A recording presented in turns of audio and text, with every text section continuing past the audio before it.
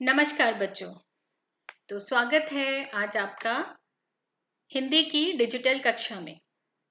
तो आज हम जिस पाठ को पढ़ने वाले हैं वो है जॉर्ज पंचम की नाक।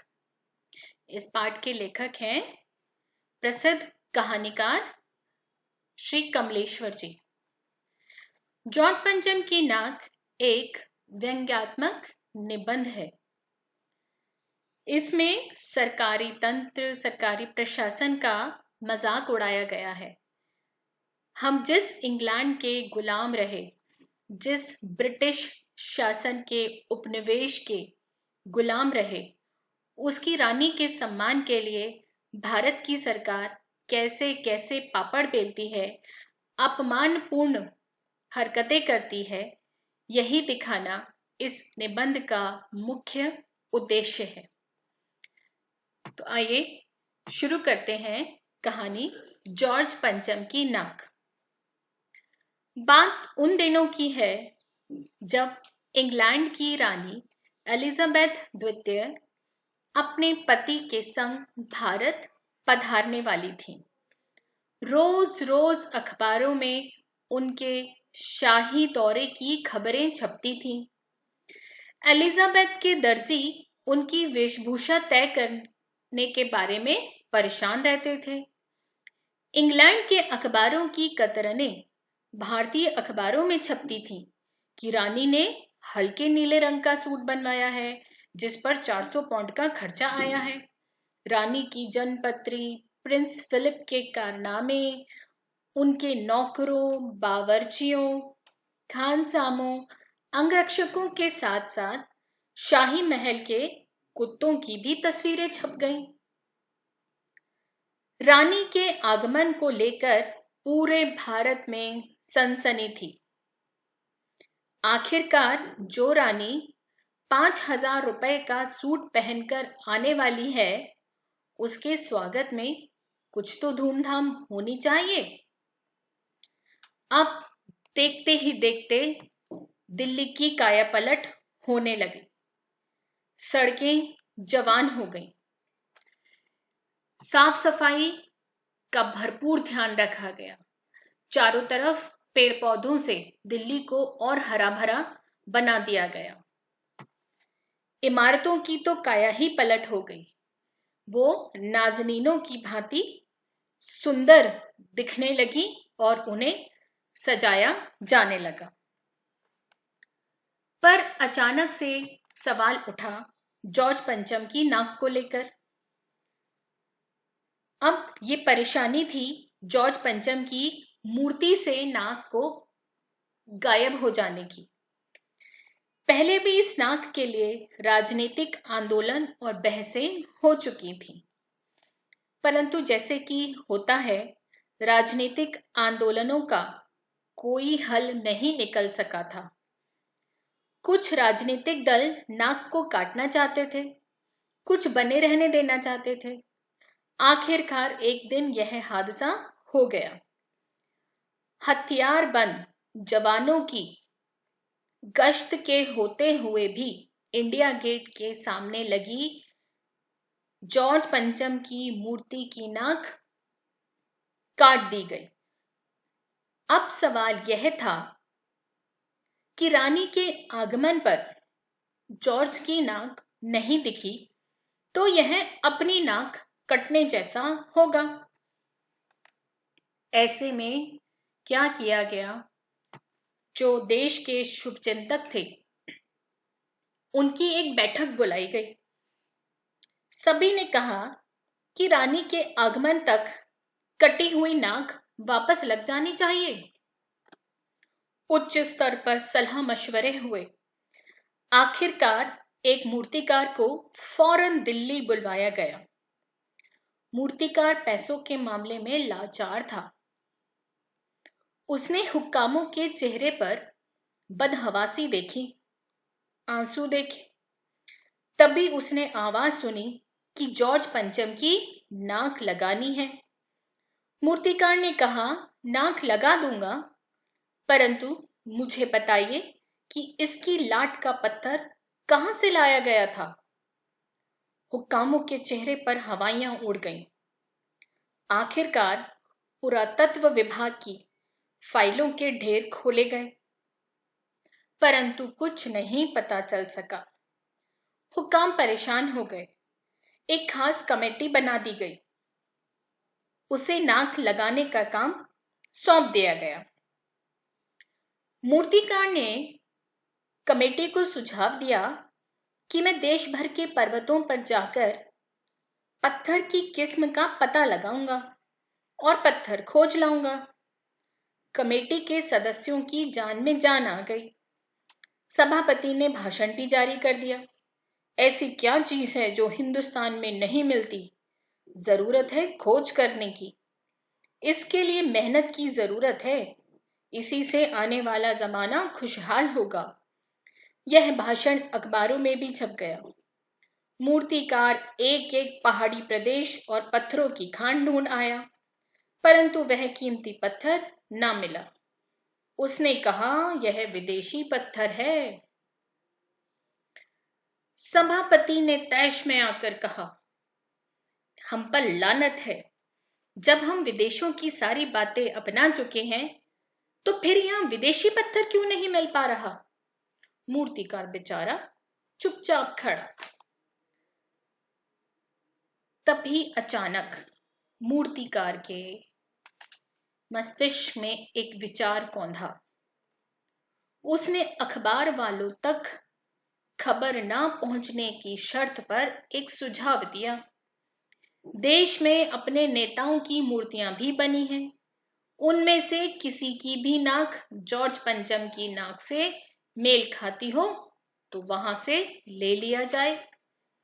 पहले तो सभा में सन्नाटा छा गया। फिर सभापति ने कहा, यह काम जरा होशियारी से करना। मूर्तिकार देश भर के दौरे पर निकल पड़ा। जॉर्ज पंचम की नाक का नाप उसके पास था। उसने मुंबई में दादा भाई नौरोजी, गोखले, तिलक, शिवाजी, जहांगीर सबकी नाकें टटोली। फिर गांधी, पटेल, महादेव देसाई की मूर्तियों को परखा। बंगाल में जाकर रविंद्रनाथ ठाकुर, सुभाष, राजा राम मोहन राय आदि को भी देखा। इसी प्रकार वह बिहार, उत्तर प्रदेश, मद्रास, मैसूर, केरल, पंजाब होते हुए दिल्ली लौट आया। उसने निराश होकर बयान दिया, पूरे हिंदुस्तान की परिक्रमा कराया। सब नाकें जॉर्ज पंचम की नाक से बड़ी निकली। मूर्तिकार ने फिर सुझाव दिया कि बिहार सेक्रेटरीट के सामने सन 1942 में शहीद होने वाले बच्चों की मूर्तियां स्थापित हैं। शायद उनमें से किसी की नाक फिट बैठ जाए, परंतु उन सब की नाकें भी बड़ी ही मिली। अब राजधानी में रानी के स्वागत की सारी तैयारियां पूरी हो चुकी थी। जॉर्ज पंचम की लाट को मल मल कर नहलाया गया, परंतु नाक नहीं थी। सरकारी हुक्कामों में खलबली मची। अब की बार उसने एक नई योजना पेश की। उसने कहा, 40 करोड़ जनता में से कोई एक जिंदा नाक काटकर लगा दी जाए। यह सुझाव सुनकर सन्नाटा छा गया। सब अचकचा गए। सब हैरान भी हो गए। मूर्तिकार ने कहा, नाक चुनना मेरा काम है। आपको सिर्फ इजाजत चाहिए। इजाजत दिलवा दीजिए। अगले दिन अखबार में छप गया कि नाक का मसला हल हो गया है। नाक लगने से पहले हथियारबंद पहरेदारों की तैनाती हुई। मूर्ति के आसपास का तालाब साफ करवा दिया गया। उसकी रवाब निकाली गई और ताजा पानी डाला गया ताकि जिंदा नाक ना सूखने पाए। आखिरकार अंतिम दिन चुपचाप जॉर्ज पंचम की लाट में नाक लग गई। सब अखबारों में छपा कि जॉर्ज पंचम के जिंदा नाक लगाई गई है, यानी ऐसी नाक जो पत्थर की नहीं लगती। लेकिन उस दिन अखबारों में किसी उद्घाटन सभा, अभिनंदन, मानपत्र देने या स्वागत समारोह होने का कोई समाचार नहीं छपा। सब अखबार खाली थे। पता नहीं क्यों। नाक तो एक ही चाहिए थी, और वह भी बुद्ध के लिए। तो देखा आपने कि जॉर्ज पंचम की नाक नामक ये निबंध स्वाभिमान शून्य भारतीय शासकों पर एक व्यंग्य है। लेखक ने आजाद भारत के उन शासकों का उपहास उड़ाया है जो अपने आत्मसम्मान को भूल चुके हैं, जो अतीत में हुए अपने अपमान को भूलकर अत्याचारियों का सम्मान करने में लगे हुए हैं। उन्हें भारतीय महापुरुषों, शहीदों और संघर्षों की कोई चिंता नहीं है। चिंता है तो इंग्लैंड की महारानी का मान रखने की। वे भूल चुके हैं कि इसी महारानी के देश ने उन्हें भी गुलाम बनाया था। इस निबंध में सरकारी कार्यप्रणाली पर भी अच्छा खासा व्यंग्य किया गया है। सरकारी काम सरसरी तौर पर किया जाता है। सब अफसर अपनी जिम्मेदारी दूसरे पर डालने का प्रयत्न करते हैं और अंत में गाज गिरती है क्लर्क पर या फिर आम कर्मचारी पर। वह भी मौके पर क्षमा मांगकर सारी जिम्मेदारियों से अपना पल्ला झाड़ लेता है। तो इस प्रकार हमने देखा कि लेखक कमलेश्वर ने व्यंग्य के माध्यम से पाठक को किस प्रकार उसकी देशभक्ति के प्रति उसकी भावनाओं को झिंझोड़ा है और यह एहसास दिलवाने के लिए प्रयत्न किया है कि देशभक्ति या आजादी की बातें सिर्फ कहने या सुनने की नहीं, अपितु इनका अनुसरण करना भी बहुत आवश्यक है। देश के लिए, देश की आजादी के लिए जिन लोगों ने अपनी जान कुर्बान करी, फांसी पर झूल गए, उनकी महत्ता को समझना और मानना बहुत आवश्यक है।